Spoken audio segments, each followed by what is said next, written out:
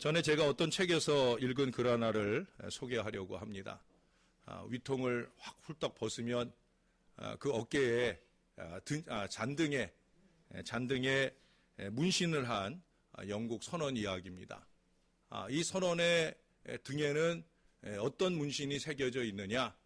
예수님께서 십자가에 못 박혀 죽어 계시는 그 예수님의 형상이 등에 문신으로 새겨져 있어요. 대단하지요? 사람들이 그가 우통을 벗으면 아마 그렇게 생각했을 거예요. 대단히 믿음이 좋은 사람인가 보다. 그렇게 생각함이 가할 줄로 압니다. 그런데 그가 도대체 왜 예수님 문신을 했을까 하는 거예요. 옛날에는 긴 항해 중에 갑판 위에서 어떤 선원이 잘못을 저지르게 되면 그러면 갑판장이 그를 그 즉시 처벌을 합니다. 팔을 묶어서 세워놓은 뒤에 그 어깨를 벗기고 그 어깨에다가 채찍질을 가하는 형벌을 가하게 됩니다.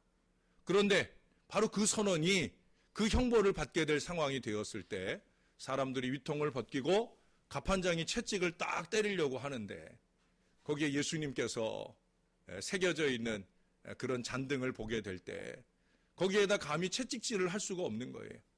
아무리 포악하고 강팍한 그런 갑판장이라도 지금 이 선원의 등을 때리는 건 곧 거기에 새겨져 있는 예수님을 때리는 것이 아닌가 하는 자책의 마음이 들어서 차마 채찍질을 하지 못하고 채찍질을 거두게 되어지더라는 거예요. 예수님을 제대로 잘 이용해 먹었지요? 결국 그것이 소문이 퍼지면서 선원들마다 등에다가 뭘 하겠어요? 예수님 문신을 하는 그런 풍습까지 생겨날 정도가 되었다라고 합니다. 예수님을 잘 이용해 먹는 거지요. 요즘에는 자주 많이 보이지 않는 것 같은데 전에는 자동차 등짝엔지 엉덩이엔지 예수쟁이를 표시하는 물고기나 또 십자가를 붙이고 다니는 그런 차량들이 많이 있었습니다. 차가 예수를 믿는 건지 사람이 예수를 파는 건지는 몰라도 나름대로는 예수님을 증거한다고 하지만 정작 예수를 믿어야 할 사람은 그 물고기가 무슨 의미인지 모르는 경우가 더 많지요.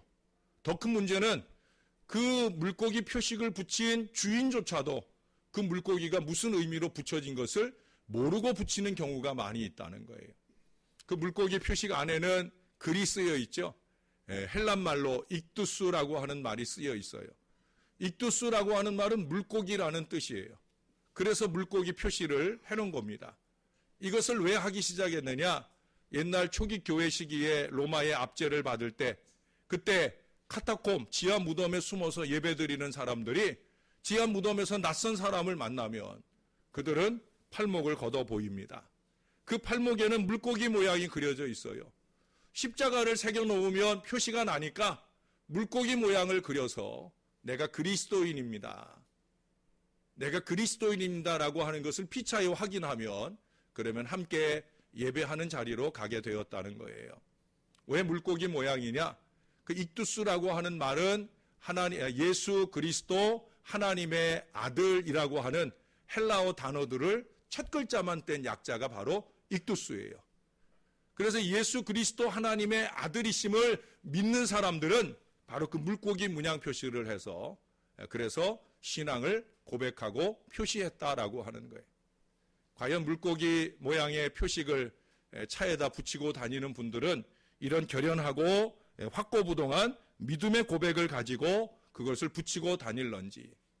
결론은 예수를 잘 이용하고 있다는 것은 사실인데 분명한 것은 거듭난 표시로서의 물고기 표시는 아닐 수도 있다는 거지요. 여러분, 작년 한 해 동안 우리 교회에 등록한 교인의 숫자는 54명입니다. 우리 교회 전체 출석 숫자에 비하면 상당히 많은 숫자라고 말할 수가 있겠습니다. 대단히 감사한 일입니다. 새해 들어서도 벌써 두 분이 등록을 하셨습니다. 두 분 모두 자발적으로 오셨고 예배 중에 감동받고 등록하신 그런 분들입니다. 참 감사한 일이 아닐 수 없습니다. 어떤 목사님은 무등록 교인은 얌체 교인이라고까지 혹평을 하는데 저는 그렇게 생각하지 않습니다.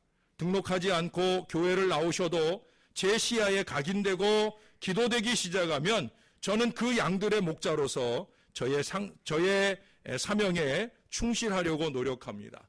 등록과 무관하게 주의를 범하지 않으려는 그 마음이 아름답다고 생각이 되어집니다. 그러나 여러분, 등록을 했거나 안 했거나 간에 우리가 거룩한 주일에 주님 앞에 와서 예배하고 나서 떠나간 나머지 날 동안의 삶은 어떠하냐?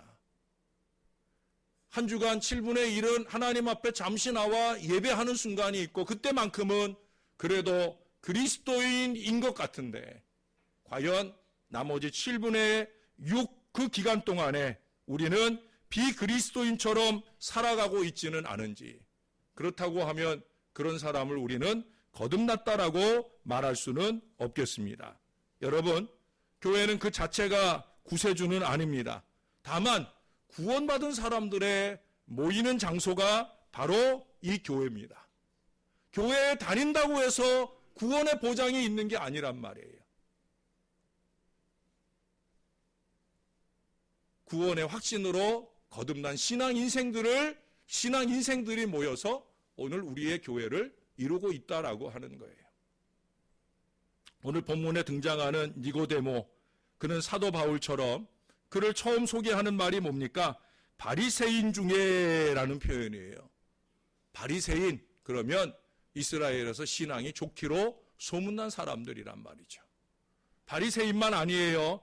그는 율법에 관한 한 열정적 바리새인이고 그가 무엇보다 유대인의 지도자라. 전에 성경에는 공회의원이라. 영적으로만 아니라 정치적으로도 지도적인 위치에 있는 사람이다. 그런 얘기예요. 어찌 보면은 바울보다도 더 자타가 인정하는 신앙의 자리가 바로 니고데모의 자리라고 하는 거예요.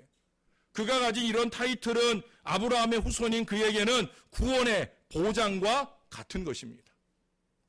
그 당시 이스라엘 사람들은 다 그렇게 생각을 했어요. 나는 구원받지 못할지라도 바리새인들은 구원받겠지. 우리는 좀 부족할지라도 공회의원들은 대단하지. 라고 생각하는 사람들이 바로 니고데모 같은 사람들이라는 거예요. 그는 선원들의 등의 문신보다도 자동차 엉덩짝의 물고기 표시보다도 확실하게 그 당시 자타가 인정해 줄 만한 하나님 나라의 백성이라고 할 수 있는 그런 등록 표시를 가지고 있는 사람이라 말할 수 있다는 거예요. 그런데 그가 한밤중에 예수님을 찾아왔어요. 그에게서 이 모든 것이 물거품이 되고 있음을 볼 수 있는 수십 년 동안 헛살고 헛믿어왔음을 알게 되는 내용들이 오늘 본문에 나타납니다. 우리가 읽지 않은 10절의 말씀에 보면 예수께서 그에게 대답하여 이르시되 너는 이스라엘의 선생으로서 이런 것들을 알지 못하느냐. 무슨 얘기예요? 네가 이스라엘의 지도자임을 자처하지만 너는 그동안 헛살아왔구나. 거듭남의 비밀도 알지 못하고 그러니 거듭남의 은혜 아래 살지도 못했던 어리석은 인생이구나.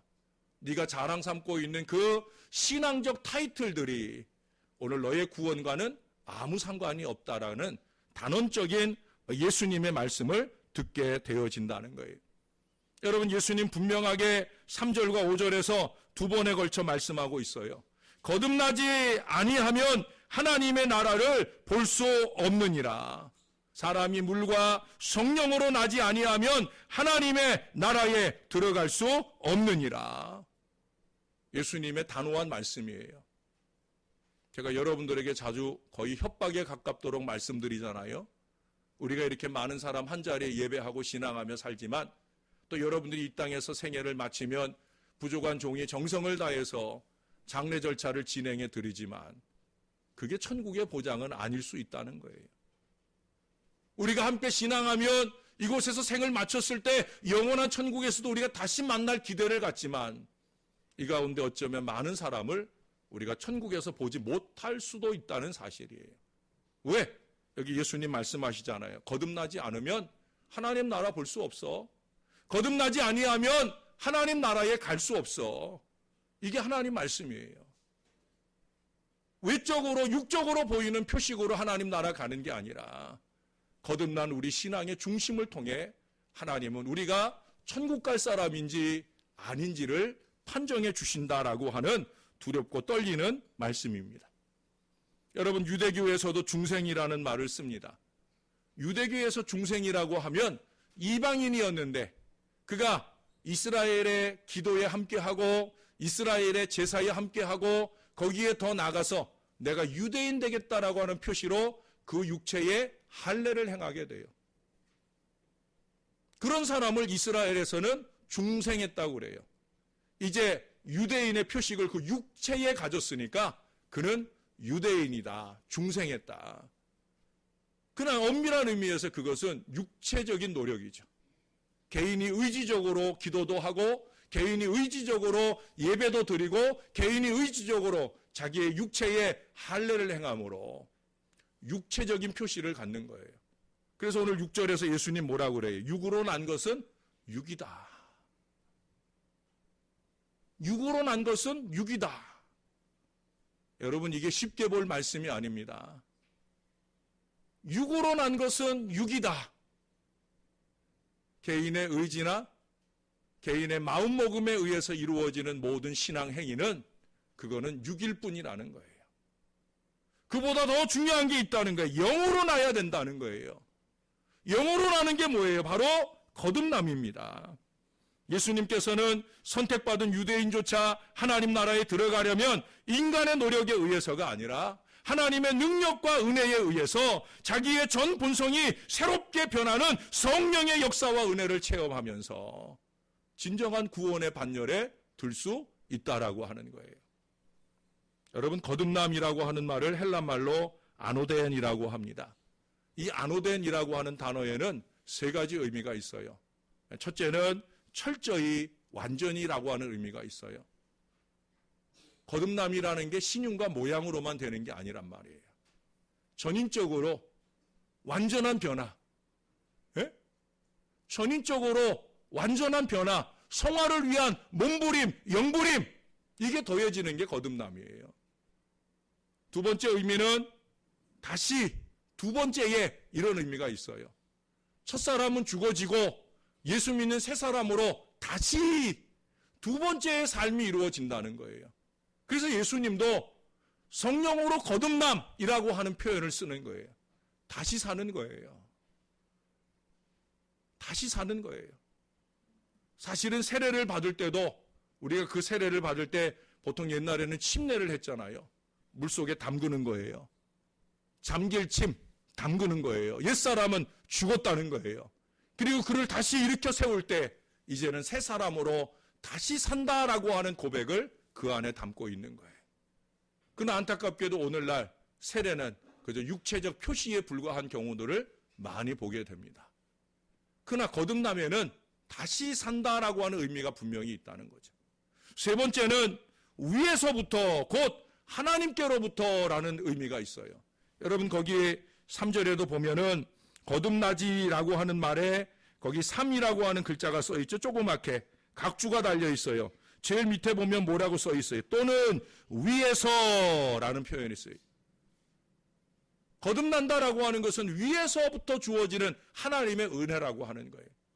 내가 의지적으로 자발적으로 거듭남의 역사를 이룰 수 있는 것이 아니라 바로 이분이 내 안에서 나를 감동하셔서 이 거듭남의 새 은혜와 역사를 경험할 수 있게 되어진다는 거예요.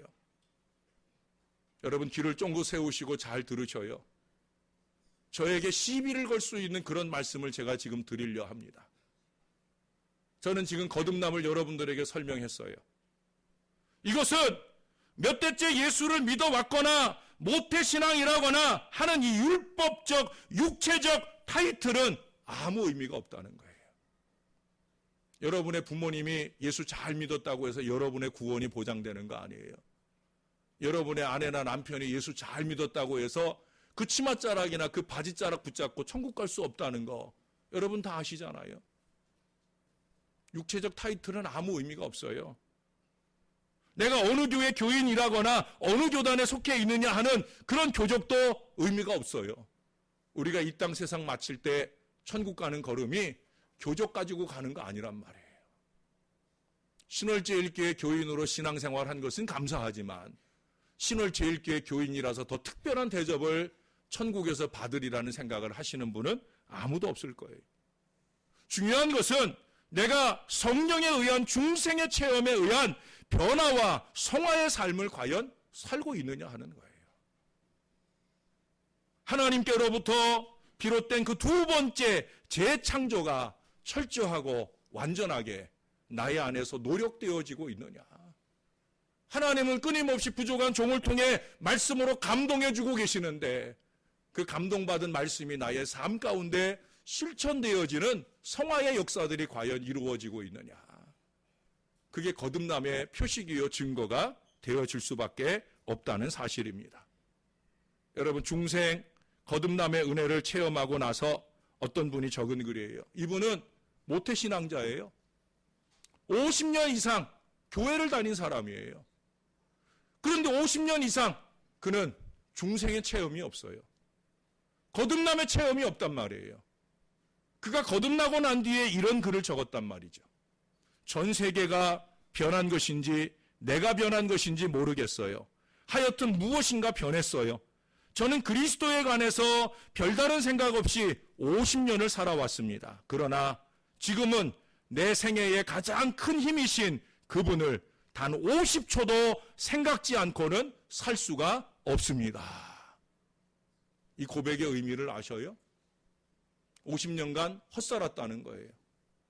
만약에 그 생애 동안에 하나님이 그를 부르셨으면 그가 다닌 50년의 교회 생활은 아무 의미 없이 그는 천국에 가지 못할 사람이 된다는 거예요.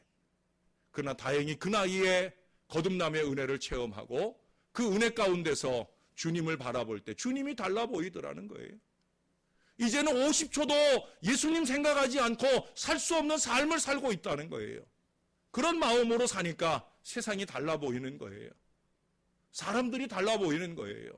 그 사람, 그 세상이 변한 것이 아니라 내가 변하니까 변한 내 마음으로부터 다른 시선으로 세상을 보고 살게 되어지더라 하는 거예요. 사랑하는 여러분, 저는 교회에서 육적 그리스도인들을 많이 봅니다. 보지 말아야 되는데 너무 많이 보입니다. 오늘 니고데모와 같이 오랜 신앙의 연륜이 기독교 가정에서의 출생이 타이틀이 되고 교회에서의 직분이 공회의원이나 바리새인 같은 구원의 표시로 착각을 하며 그 굳어진 생각으로 수십 년을 사시는 분들을 많이 본다는 거예요. 필요할 때 기도라는 도구로 예수님을 이용할 줄은 알아도 예수님의 도구가 되어서 단 몇 시간의 쓰임도 주저하면서 믿기 전이나 믿은 후나 별다를 것 없는 이기심으로 사는 사람들 오늘날 너무나 많다는 거예요. 이기와 욕심을 끝도 없이 드러내고 이를 위해 거짓과 술수를 서슴없이 바라는 습관화된 죄악 덩어리를 끌어안고 사는 불쌍한, 죽음 이후에는 불행할 수밖에 없는 그런 사람들이 오늘날 너무 많다는 거예요. 종은 그래서 늘 무릎 꿇을 때마다 기도합니다. 하나님, 내가 품고 기도하는 나의 사랑하는 이 백성들만큼은 그런 사람 아니 될 수 있도록. 그래서 저는 가장 기본적인 성경의 진리를 오늘 여러분들에게 선포하는 거예요. 거듭나야 됩니다. 거듭난 삶의 표식이 우리 가운데 나타나는 건강한 그리스도인들이 되어야 합니다. 그러지 않으면 희망이 없다는 거예요. 여러분, 막전엔 찐빵이라고 하는 거듭난 이분이 오랜 동안 예수를 믿고 교회를 다녔지만 진정으로 거듭난 삶을 살지 못하던 사람이었어요.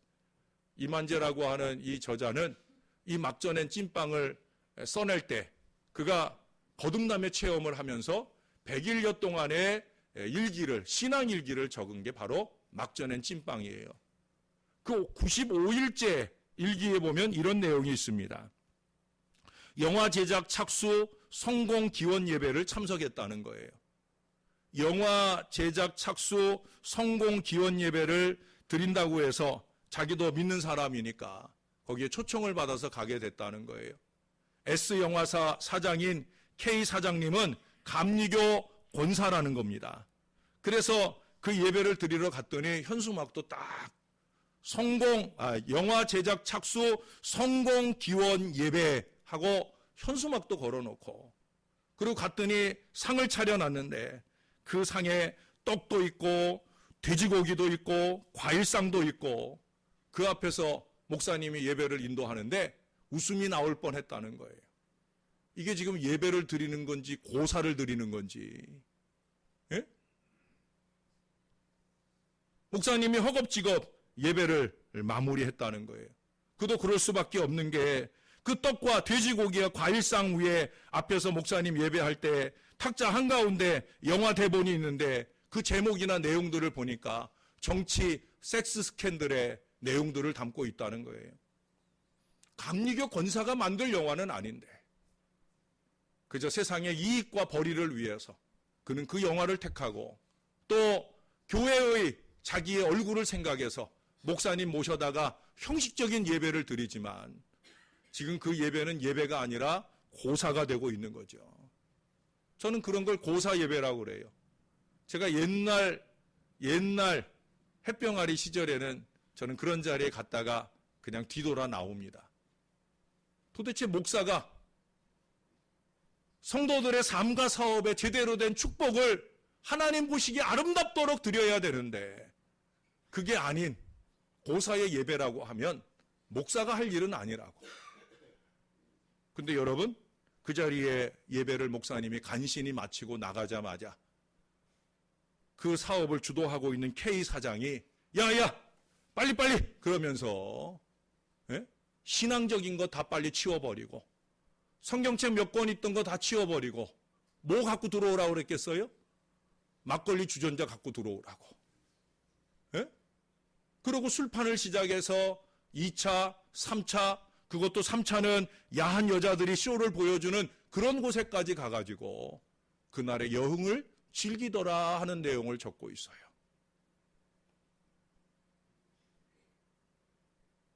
그 함심한 감리교 권사, 그 한심한 사장님, 여러분 그것이 그분의 모습이기만 하겠습니까?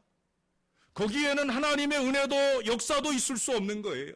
왜? 하나님은 중심을 보시고 역사를 주시는 분이에요. 저나 여러분이 이걸 잊지 말아야 돼요. 하나님은 우리의 중심을 보고 역사하는 거지 우리가 고사와 다름없는 그런 행위를 통해서 하나님이 역사를 주시는 분은 아니라는 거죠. 우리의 중심은 정말 하나님을 두려워하고 있는가? 우리의 중심은 정말 그 하나님이 나에게 복을 주실 만한 믿음의 거듭남이 나의 삶 속에 아름답게 장식되고 있는가? 여러분, 거듭남이라고 하는 것은 영적 그리스도인이 되는 것을 의미합니다. 니고데모 보세요. 그는 거듭남을 위해서 대가를 치릅니다. 어떤 대가를 치러요? 겸손의 대가를 치러요. 이스라엘의 선생, 만인이 우러러보는 공회의원인데도 불구하고 그는 보잘것없는 평민인 예수님 앞에 무릎을 꿇습니다. 하나님께서 오신 선생이라고 하면서 겸손한 마음으로 그 앞에 머리를 조아리고 거듭남의 참 진리를 깨달아 가고자 마음을 내려놓고 있는 걸 보게 됩니다. 그는 밤중에 예수님 찾아왔어요. 물론 인간적으로 보면 내가 공회의원인데 사람들이 혹시라도 예수님께 오는 걸 알게 되면 자기가 공회의원의 자리도 쫓겨날 수 있고 심하면 출교도 당할 수 있는 인간적인 얄팍함으로 밤에 왔을 수도 있어요. 그러나 저는 이 밤이 그저 시간적인 밤만 아니라 그의 인생의 노년에라도 그런 지금까지 잘못 믿어왔던 그 어리석음을 떨쳐내고 이제 제대로 믿고 제대로 중생하고 제대로 하나님의 나라를 보기 원하는 그 마음으로 우리 예수님 앞에 온 줄로 믿습니다. 그래서 예수님이 그 중심을 보고 거듭남의 이 진리를 가르쳐 주시는 거예요. 성령으로 거듭난다는 사실을 말씀해 주는 거예요. 5절에 보면 물과 성령으로 나지 아니하면 3절에서는 거듭남을 얘기했는데 5절에서는 난다라는 말만 썼어요. 그건 왜 그래요? 물이라고 하는 말을 하나 덧붙였잖아요. 물로도 나고 성령으로 나야 된다는 거예요. 이 물로 난다고 하는 것은 두 가지 의미로 해석이 되어집니다. 첫째는 물로 베풀어지는 세례를 의미하는 경우가 많이 있어요. 세례, 육체적인 표시죠. 육체적인 구원의 표식으로서의 세례를 의미하는 것으로 여러분 그동안 많이 들었을 거예요. 그러나 어원적인 의미에서 보면 여기서 말하는 물은 양수를 의미하는 거예요. 어머니의 태중에 양수, 물 안에서 이 자라잖아요. 또 그 양수가 터지면서 그 물과 함께 세상에 태어나잖아요. 그게 바로 물로 나는 거예요. 첫 번째 나는 거예요. 육체적으로 나는 거예요. 그러나 그렇게 예수 믿는 좋은 믿음의 어머니의 태로부터 태어났다고 해서 천국 갈 보장을 얻는 것 아니잖아요. 그 다음에 필요한 게 뭐예요? 바로 성령으로 나는 거예요. 물로 나는 것은 육체로 나는 것이요, 성령으로 나는 것은 영으로 나는 것인 줄로 믿습니다. 우리의 육적인 분노와 이기심과 천성들에다가 영적인 성품과 사랑과 겸손의 재료들이 더해져서 하나님의 쓰임에 합당하게 재창조될 필요성이 우리에게 있음을 보여주는 그런 말씀인 거예요. 이제 우리가 스스로를 돌아보아야 합니다. 나는 예수 믿은 지 오래되었는데 아직도 육적이지 않은가? 아직도 너무 세속적이지 않은가? 목사님 6일 동안 내가 세상에서 사는데 어떡하겠어요? 내가 밥 벌어먹고 살자면 어쩔 수 없는 건데 어쩌겠어요? 라고 말할 수 있을런지 모르겠습니다. 그러나 그것은 말뿐이어야 합니다. 정말 그것이 우리의 신앙의 고백이라고 하면 오늘 예수님의 거듭남, 영생의 진리는 우리와 점점 멀어지게 되는 거예요. 여러분, 어떤 화가가 장래가 촉망되는 화가인데 그에게 한 가지 꿈이 있었어요. 이건 뭐냐? 넓은 들판에 아이는 나비를 쫓아 뛰어다니고 바람은 아이를 쫓아가는 그런 평화로운 그런 그림을 그리고 싶어 했어요. 그러나 삶이라고 하는 올가미에 걸려서 그만 이 회색 세상, 회색 세상 안에 갇혀버리게 되어집니다. 자기의 마음에 꿈꾸던 그 그림을 그리려 할 때마다 먹고 살아야지. 그래서 세상과 타협하는 그림을 그리는 세상 안의 인생으로 살게 되었다라고 하는 거예요. 세상을 벗어나려 발버둥 쳐보기도 하고 세상을 부숴보려고 애를 써보지만 그렇게 안 되더라는 거예요. 그래서 어느 날 지쳐 앉아 죽음만 기다리고 있을 때 울다가 지쳐 깨어난 그의 주변에 몇 개의 붓이 보이고 물감이 보이고 화선지가 보이더라는 거예요. 그래서 이제 그때부터 자기가 꿈꾸던 그 그림을 그려야 되겠다 생각을 하고 열심히 그림을 그리기 시작합니다.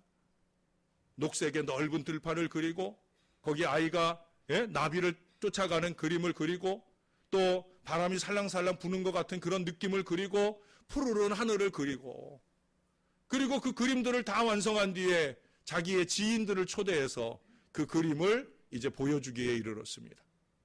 그림을 휘장으로 덮어놓은 가운데 사람들에게 말합니다. 이 그림은 이러한 내용을 담고 있는 그림입니다. 사람들의 기대가 부풀어 올랐을 무렵 그는 휘장을 걷어냅니다. 사람들은 깜짝 놀랐어요. 그의 설명대로라면 녹색으로 칠해져야 있어야 할 들판이 녹색이 아니라 적회색이더라는 거예요. 하늘색이어야 할 하늘이 검푸른 먹색을 띠고 있더라는 거예요. 황토색을 띠어야 할 흙이 검정색으로 덧칠해져 있더라는 거예요. 사람들은 이 화가가 정신이 어떻게 된 거 아닌가 하는 의심을 하게 되었다는 거예요. 그는 너무 오랫동안 회색 세상 안에, 회색 세상 안에 갇혀 산 까닭에 색에 대한 감각을 잃어버리고 그의 머리를 채우고 있는 그런 세상의 추한 색깔의 그림을 자기도 모르게 그리고 있더라는 거예요. 여러분, 우리가 오랜 동안 신앙생활했지만 우리의 영혼과 우리의 정신을 지배하는 것이 세속적인 것이라고 하면 우리의 입에선 그것을 쏟아낼 수밖에 없어요. 우리의 행동에선 그것을 쏟아낼 수밖에 없어요. 그래서 이기가 쏟아지고 욕심이 쏟아지고 거짓이 쏟아지고 술수가 쏟아질 수밖에 없는 거예요. 저 사람이 예수님 몇십 년 믿었다는 사람 맞는가 싶은 생각을 할 수밖에 없는 인생이 될 수밖에 없다라고 하는 거예요. 왜요? 영적인 감각이 무뎌져 있으니까.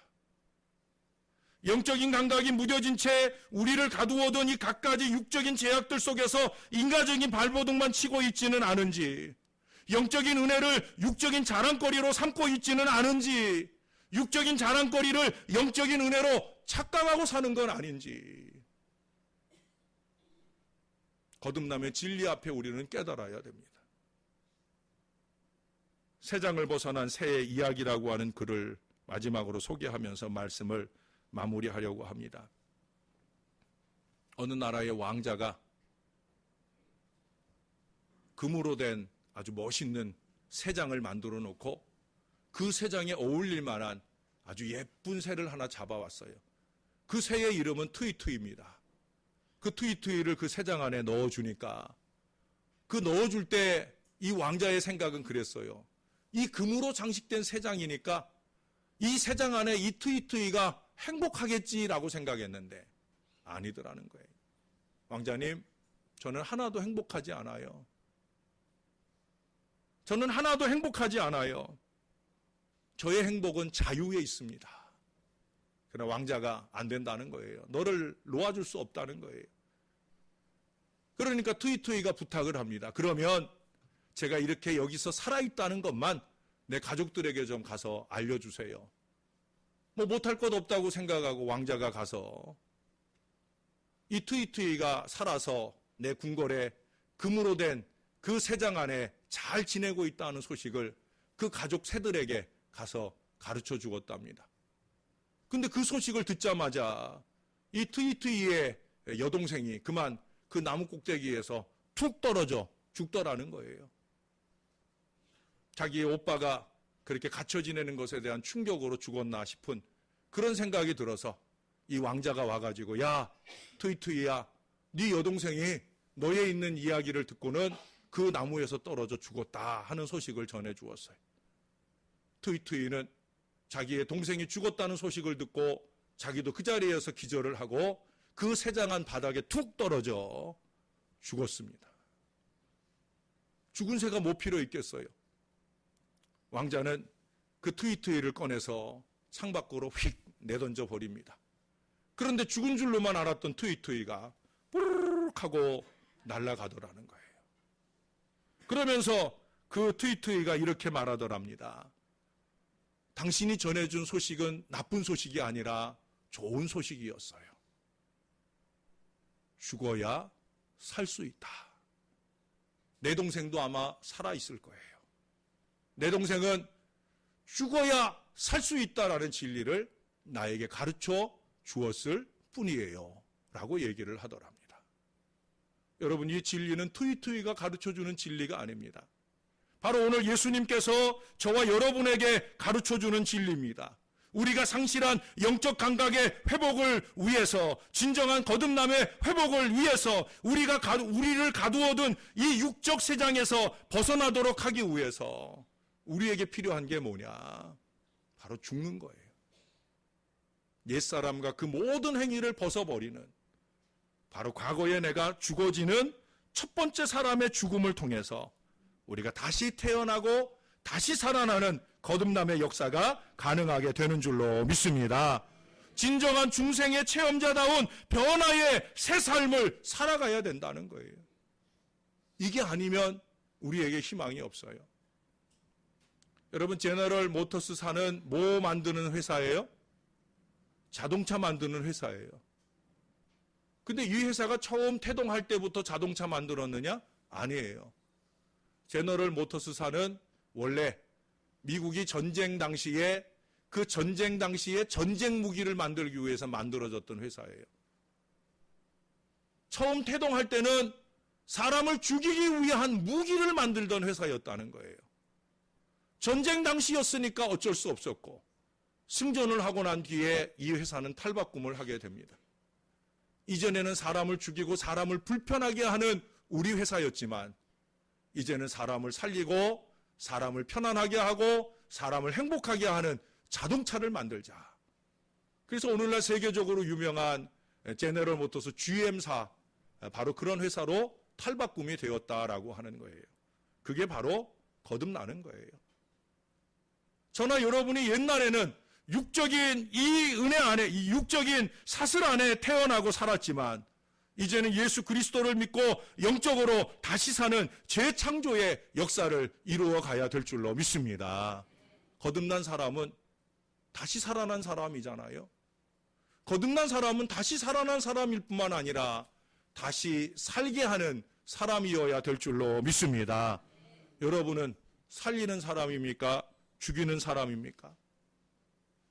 진정한 거듭남을 통해 영적인 소생을 체험한 사람이라면 살리는 사람이어야 되는 거예요. 사람을 살리고 목회를 살리고 교회를 살리고 세상을 살리는 바로 그 거듭난 사람. 저나 여러분은 그런 사람이 되어야 되는 거예요. 새해의 새 신앙으로 세 번째 주시는 진리는 거듭나라 하는 진리입니다. 사실은 이게 세 번째가 아니라 첫 번째가 되어야 하지 않았을까 하는 생각을 하며 제가 설교를 정리했는데, 사랑하는 여러분, 새해의 새 신앙, 우리 모두가 진정 거듭남의 주인공이 되어서 나도 살 뿐만 아니라 나의 곁에 있는 사람들, 나의 곁에 있는 공동체를 살리고 세우는 능력 있는 그리스도인으로 다 살아가게 되기를 예수님의 이름으로 간절히 축원합니다. 축원합니다. 기도하겠습니다. 아버지, 거듭남의 진리를 가슴에 안고 갑니다. 예수를 믿은 지 오래된 타이틀이 우리가 갖고 있는 크고 작은 직분, 심지어 목사라고 할지라도 중생에 참 변화가 없으면, 성화에 참 몸부림이 없으면 거듭나지 않은 존재일 수밖에 없는 것. 그래서 세속적인 방법으로 이기와 욕심을 채우고 거짓과 술수를 부릴 수밖에 없는 것, 다시 한번 깨닫는 이 아침이 되게 하여 주옵소서. 거듭나지 않으면 하나님의 나라를 볼 수도, 하나님의 나라에 갈 수도 없다는 이 분명한 진리 앞에 나를 복종시키게 하시고 옛사람 죽어지고 새사람으로 거듭나는 저와 이 모든 자녀들 되기로 결단하게 하여 주시옵소서. 예수님의 이름으로 기도합니다. 아멘.